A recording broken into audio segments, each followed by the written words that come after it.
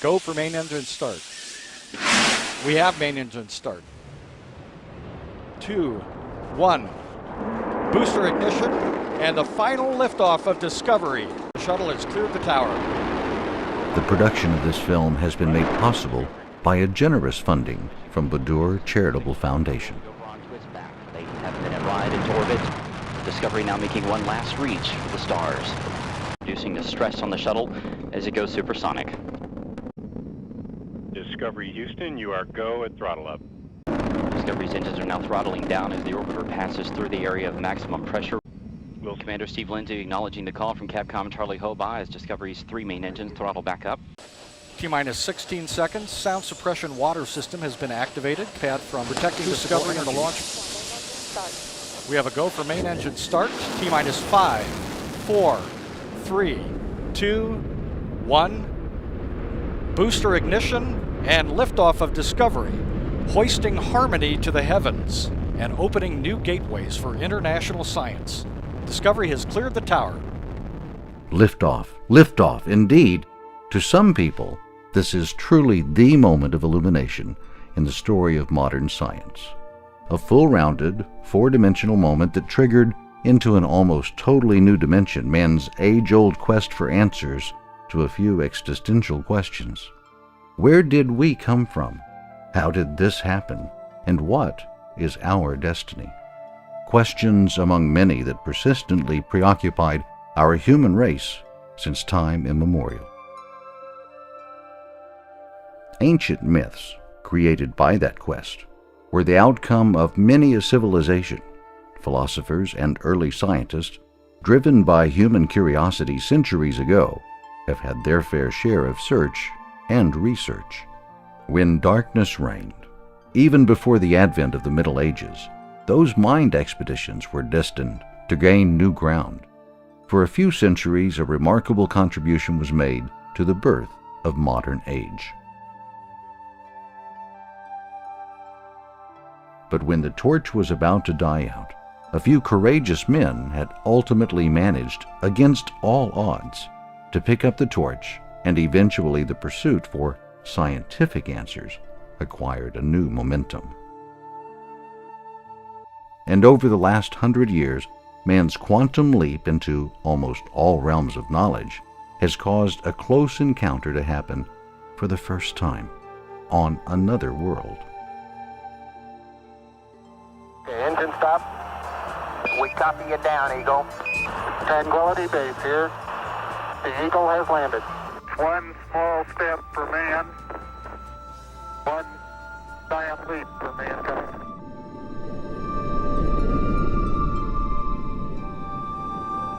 Since that defining moment, mankind is still pushing the cosmic envelope into brave new dimensions of science, discovery, and imagination.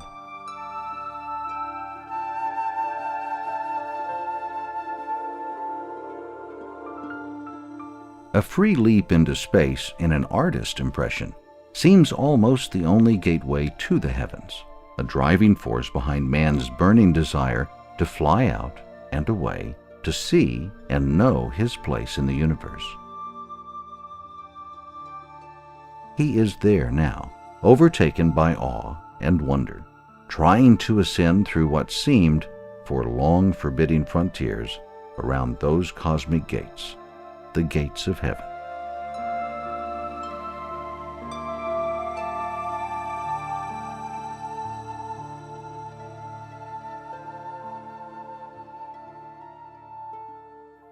If we were to open for them a gate into heaven, and they proceeded to ascend through it, they would say, "Our eyes have been bedazzled. Rather, we are a bewitched people." 15:15.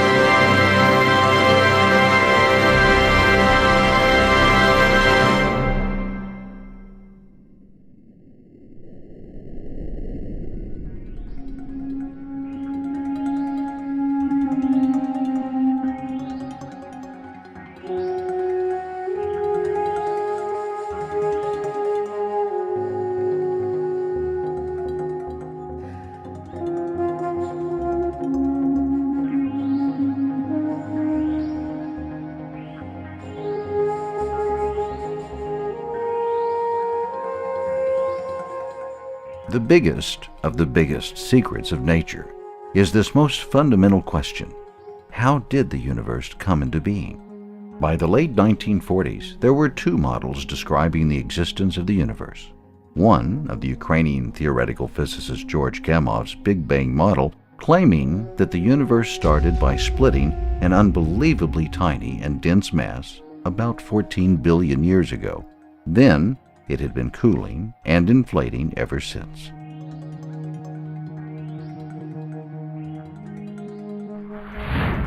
The other, opposing model was that of the steady state proposed by British astronomer and mathematician Fred Hoyle. His model is also known as the infinite universe theory. No beginning and no ending. In Hoyle's universe, there was no point of creation, and all matter had not been produced in a single moment in the past. In fact, he believed that new matter was forming all the time.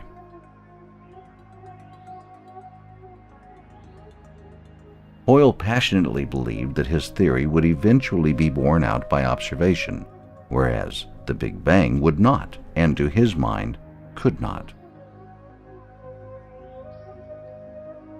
Intending to belittle Gamov's theory, Hoyle jocularly called it the Big Bang. The name stuck.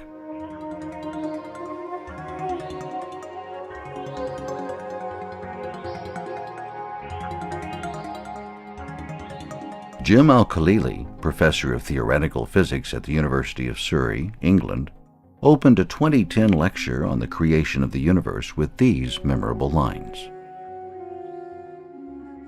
In less than 100 years, science has performed a miracle. It had truly explained where we come from and was able to describe the entire 14 billion year history of the cosmos. In the beginning was the Big Bang. Bang.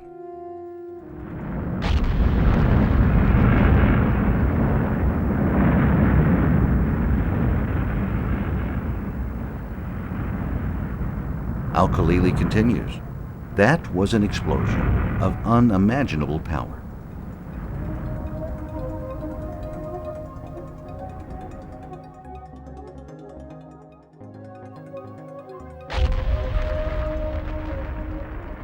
In the following 10 minutes, in the searing heat, the nuclei of just two types of atom emerged, hydrogen and helium. For the next 300,000 years, the universe expanded. At that point, another cosmic chapter began. Individual atoms separated out from each other, and as they did this, they released light. It's the remnants of this light that radio astronomers Arno Penzias and Robert Wilson picked up with their horn antenna in 1965. Then, millions of years after this, massive clouds of hydrogen coalesced into the first stars.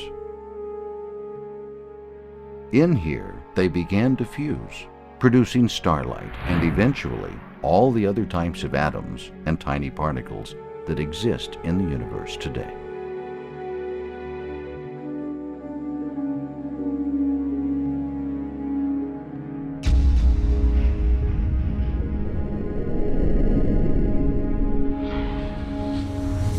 More proof of Penzias and Wilson experiment on cosmic background radiation, for which they were awarded the Nobel Prize in 1978, comes with COBE, the Cosmic Background Explorer, the satellite launched in 1989. Here is a map of the universe as it was 300,000 years after the primeval explosion.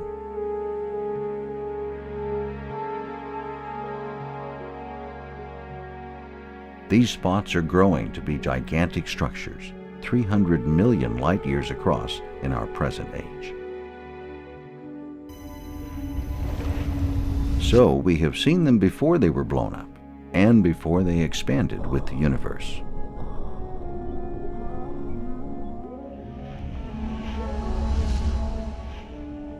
Professor Al-Khalili follows up in another brilliant entry in August 2011 entitled The Big Bang, Lost Horizons, saying it was the long-awaited result. At last the variations in the background radiations had been found. A quarter of a century since Penzias and Wilson had heard the first echo of the Big Bang.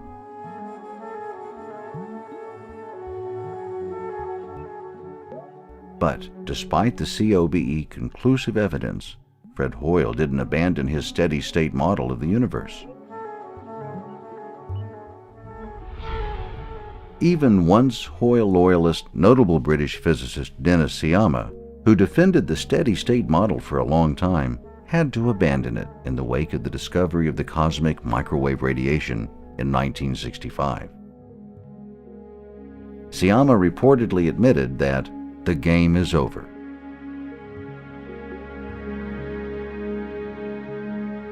But not to a stubborn atheist Hoyle.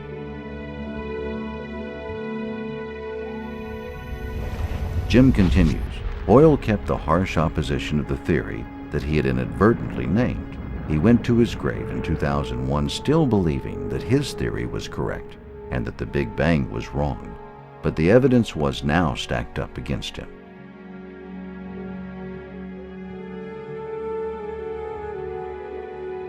The fact that Hubble had observed in 1929 galaxies hurtling away from each other, meaning that our universe was expanding, that Penzias and Wilson had detected in 1965 the radiation left over from the primordial fireball, and that COBE had detected in 1989 ripples within this cosmic radiation.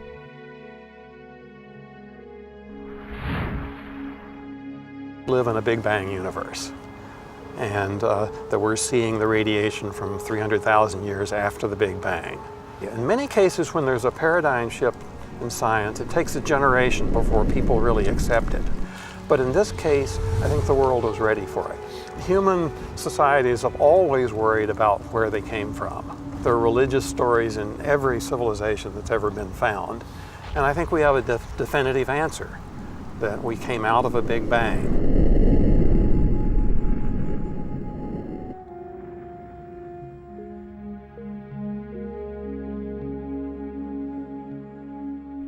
And there is one more addition to these conclusive Big Bang proofs. The October 4th, 2011 physics breakthrough of the Nobel Prize-winning discovery of the acceleration of the expanding universe.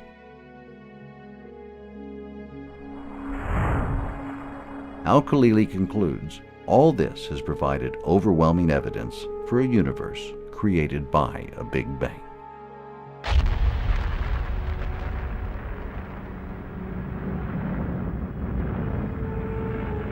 In its exclusive fashion, of one word enough to open wide more than one gate of research for the Sirius reflector, the Qur'an elegantly gives it all in abundance. In just 2 words, revealed some 1400 years ago, 2 extremely quintessential states of nature are described. Ratka. One mass is the first word of the beginning. Patka, split, is the second word of the happening. Let's read verse 30, chapter 21. Have those who disbelieve not seen by the knowledge they acquire, that the heavens and the earth were conjoined in one mass. Then we caused them to split.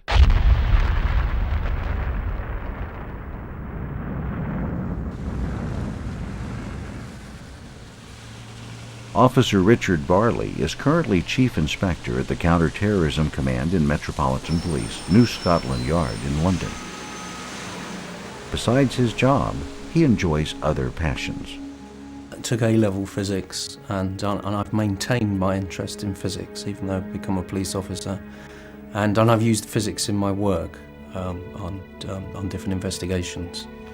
And so, yes, my interest and passion in physics continues. My eldest son has just received a Master of Physics from Oxford University and is doing a doctorate in physics. We talk physics at home. Varley's first contact with the Qur'an wasn't exactly planned.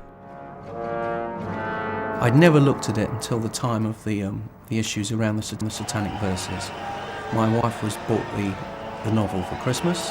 I didn't take any interest with it until the issue blew up over what Salman Rushdie had said and the threats against him and the burning of books. Out of interest, I sought a Qur'an, and I bought a copy of the Yusuf Ali translation of the Qur'an in Hampstead from a bookshop, and read it because I felt it was something I, as a police officer, needed to know more about, because it was such a controversy and it was affecting relationships between Muslims and the community.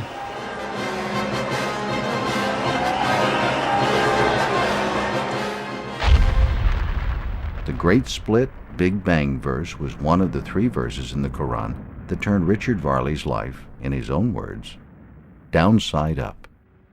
Well, I mean, to me, when I read it, I immediately thought of the Big Bang theory and the formation of the universe, and I thought how strange it was to see something like that in a book which I'd bought with an open mind.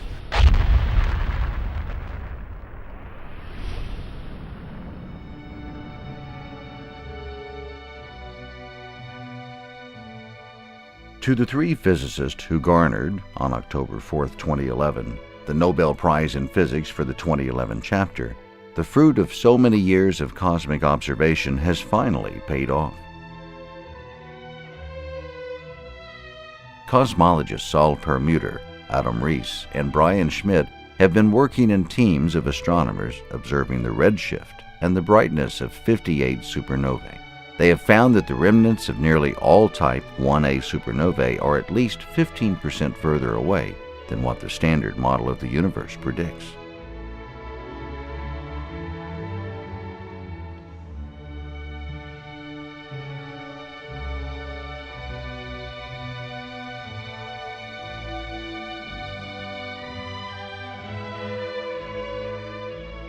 This implies that the universe is open and will expand forever.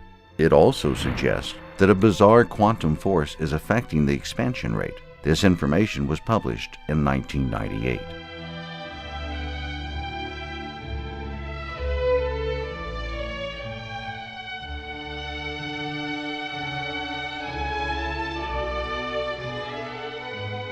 An outstanding discovery that harks back some 70 years earlier, one man's feat some would call the most singular achievement of modern physics. A man called Edwin Hubble had looked into one night sky in 1929 with his telescope and noticed an extraordinary thing.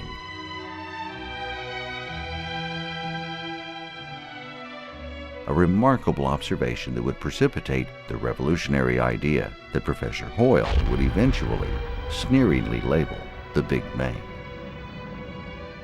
What Hubble saw from his mountaintop in California was that the steady, old, dependable universe was in fact anything but steady. Galaxies, he noted, were hurtling away from each other at alarming speeds. In Surah 51, verse 47, Quran clearly talks about God expanding the universe with his power.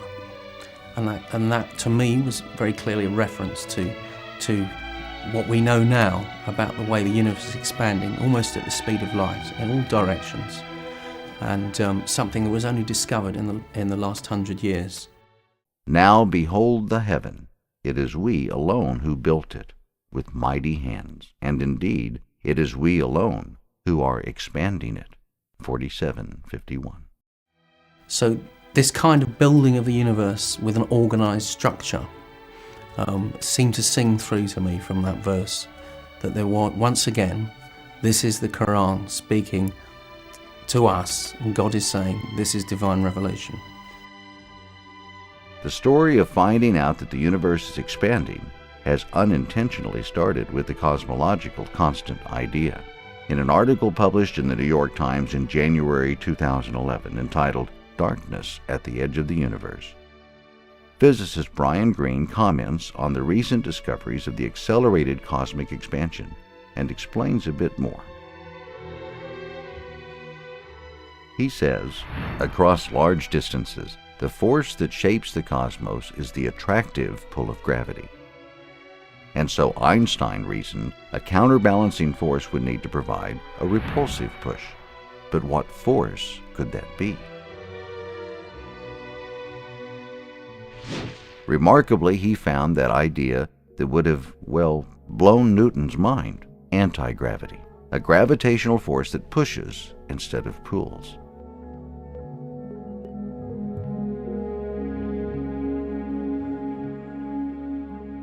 Ordinary matter like the Earth or Sun can generate only attractive gravity.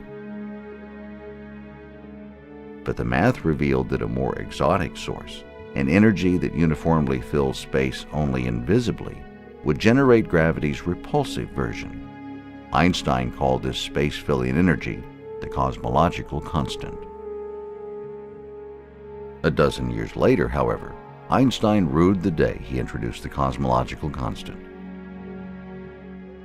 In 1929, the American astronomer Edwin Hubble discovered that distant galaxies are all rushing away from us. Hubble's observations thus established that there was no need for a cosmological constant. The universe is not static.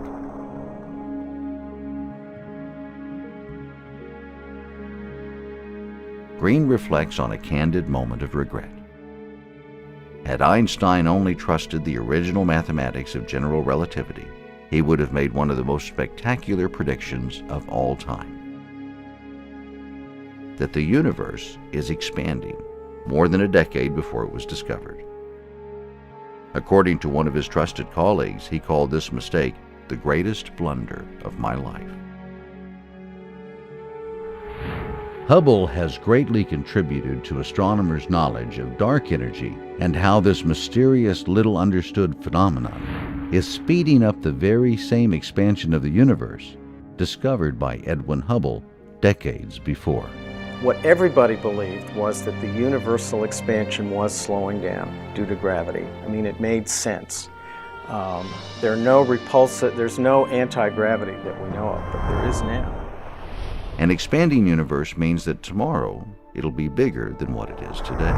It also means, of course, that yesterday it would have been smaller, the day before, smaller still. And if you keep winding the clock back in time, it eventually arrives at a moment in history when all the stuff of the universe is clumped together in a single tiny region. So, it appeared that the Big Bang believers are winning after all over the steady state clan.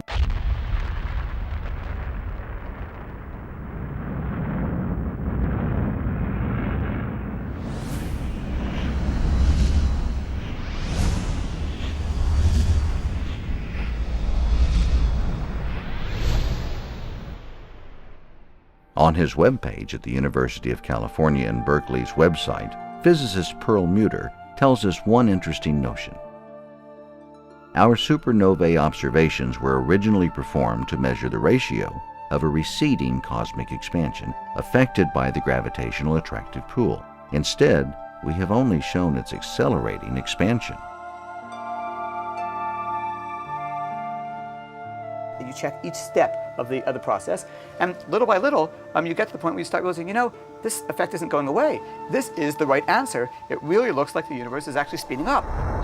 Richard Varley seems to be impressed by the scientific significance of many verses in the Qur'an, including the expansion of the universe as indicated in verse 47, chapter 51.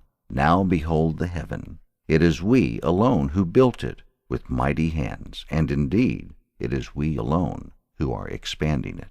47:51. The same voice is saying, look what I have done. I have done this. This is a proof that these words are true. So that's the way I've approached it. And sometimes the science is wrong, and it really is, because we're in an age now when the science is subject to very, very rigorous proof. When the verses concur with the science concurs with the Qur'an, we need to be able to say, as Muslims, be confident and celebrate that and say, look, our book says this, and you just discovered the same.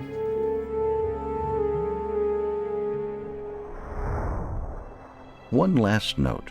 In his bestseller 1988 science book, A Brief History of Time, physicist Stephen Hawking draws one beautiful line. The discovery that the universe is expanding was one of the great intellectual revolutions of the 20th century. And indeed, it was.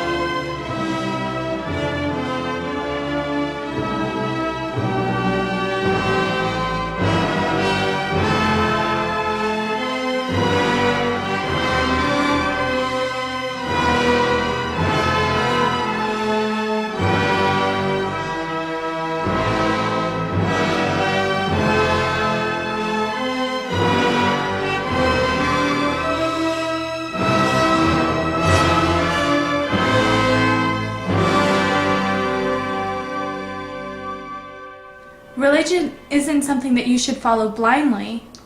If you have questions, you need to do research and find the answers.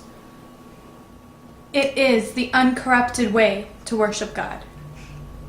So I hope that, inshallah, you will find my webpage helpful. So, assalamu alaikum wa rahmatullahi wa barakatuh, and peace be on you.